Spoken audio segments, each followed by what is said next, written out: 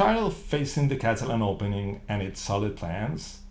Today is your lucky day, as I'm going to show you a surprise weapon that will leave your opponents shocked and struggling for answers. The line I'm talking about is a modern way to fight for the center, and it's a key part of my Chessable course, Dethrone the Queen's Gambit, that happens to be on sale this Christmas. Well, I'm going to explain the line by analyzing a recent game of mine played in the London Classic, a very strong tournament, but in the open section, the so-called Masters section. So, without further ado, let's jump right into the game.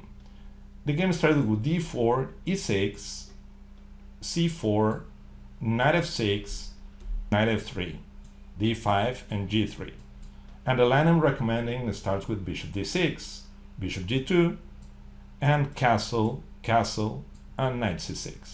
This is the line I'm talking about. It's a little bit strange as you place the bishop, well, pretty actively, but it seems that it will get attacked. And also placing the knight here seems a little bit counterintuitive because c6 might look better, and later on placing the knight on d7. But here white has a very concrete way to get an advantage, playing knight d2 and e4. This is very well known and is a really comfortable advantage for white. Well, placing the knight on c6 is making white's attempts to play for e4 harder as d4 is attacked. And okay, by placing the bishop here, we're fighting for e5 at the same time. With the knight, with the help of the knight, we're trying to play e5. And how are we trying to do it? Normally, after, for instance, queen a4, d takes e4, queen takes e4, e5. This is a very easy way to get it done. And d takes e5, knight takes e5, knight takes e5, bishop takes e5. We managed to improve the scope of our light square bishop, and we got a pawn majority, queenside pawn majority, against white's center pawn majority. And well, our plans are c6, a5, bishop e6. Is more or less easy to play as black, and I consider this position close to equal. Okay, in the game, my opponent came up with something really strange. Rather than playing knight bd2, knight c3, that I'm playing almost d takes e4 against everyone, because my intention is to play e5. Against knight bd2, I'm not playing d takes e4, of course, because knight takes e4 and they control e5. Against knight bd2, we have the hard to understand at first sight a5, as usually white is going to play b3, and it seems that we are most of the time interested in playing a4. But also there is a very well hidden idea related to knight e4 and f5 against b3. And why don't we play here knight e4? It seems the same. It seems that we can play f5. But the thing is that c takes e5, e takes e5, knight takes e4, d takes e4, knight g5 attacking the pawn, and now f5 runs into queen b3. And this is the subtlety. Yeah, after a5, b3, now b3 is no longer available for the queen, and we can play knight e4 as c takes d5, e takes d5, knight takes e4, d takes e4, knight g5, f5, and queen b3 is no longer possible. So we are doing pretty well. And well, this is some of the basic ideas. We're trying to play d takes e4, and we're trying to, well, against knight bd2, we're playing a5.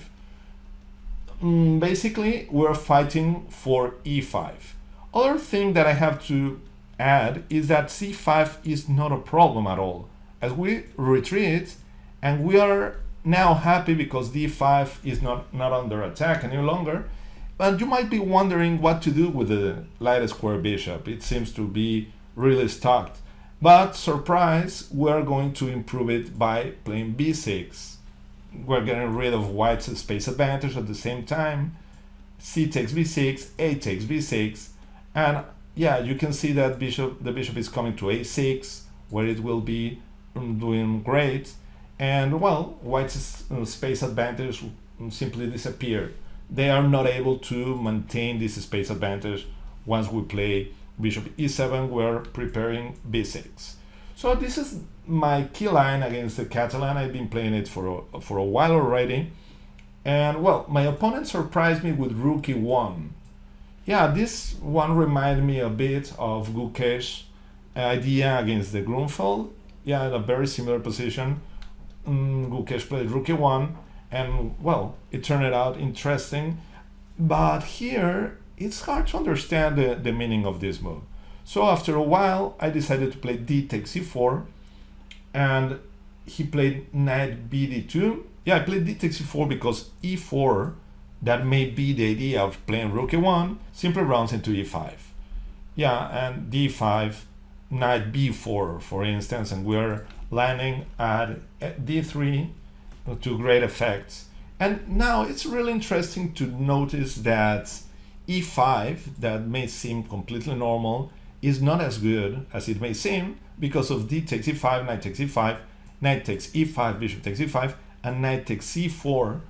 And well, the bishop is a little bit awkward. If we place it here, then bishop f4, and I'm not really happy about the position. I saw bishop e6, rook c1, and I think white is doing better. So rather than playing this against knight bd2, I played bishop b4. Yeah, we're pinning the knight, and at the same time we're putting pressure on d4. And yeah, at that moment I felt that the opening was a complete success, but still, yeah, this kind of sacrifice in the Catalan opening is really common. Sometimes you even grab two pawns, and white happens to have compensation because of the light square, the strong light square bishop. So the game continues with a3, bishop a5, and yeah, the pin is really great because knight takes e4 simply is answered by bishop takes e1 with an extra exchange and a winning position. So after bishop a5, queen a4. What to play as black? I went for c3. That looks pretty promising. Now b takes c3 is almost forced. The knight cannot go away because of c takes b2, attacking both rooks and winning. So b takes c3, bishop takes c3, rook b1, and well, I decided to grab the second pawn. Knight takes d4, knight takes d4, and queen takes d4. Yeah, I'm inviting him to an ending that he cannot accept. Yeah, right away he cannot play queen takes d4, bishop takes d4. Well, he can, but actually I think bishop takes b7, rook takes b7, and bishop b6 is good enough to claim, yeah, a clear advantage. I mean, the game is completely one-sided now. So he, after queen takes d4, he went away with queen c2, creating some threats against my pieces. Even when his knight seems to be in trouble, it's not easy to come up with something. I mean, playing something like rook d8 may run into knight b3 or even knight f3, and well, my bishop is getting into trouble as I'm going to be attacked again. Yeah, so it is better to go away with the bishop and clearing this square for the queen. As after rook d1, queen c3, and now queen a4. We're reaching a critical point of the game. Queen takes c3, bishop takes c3, and bishop takes b7 is simply bad because of bishop takes b7, rook takes b7, and the pin. Yeah, this knight is, well, helpless. After knight e4, we're winning the game right away. So queen a4 is much more interesting. And here is a really key moment when I went wrong. I played a careless bishop d7. Yeah, it seems completely normal, and I missed a little detail. The best move is simply bishop b6, retaining two extra pawns, and even after bishop b2, queen c5 attacking f2. This is a key intermezzo.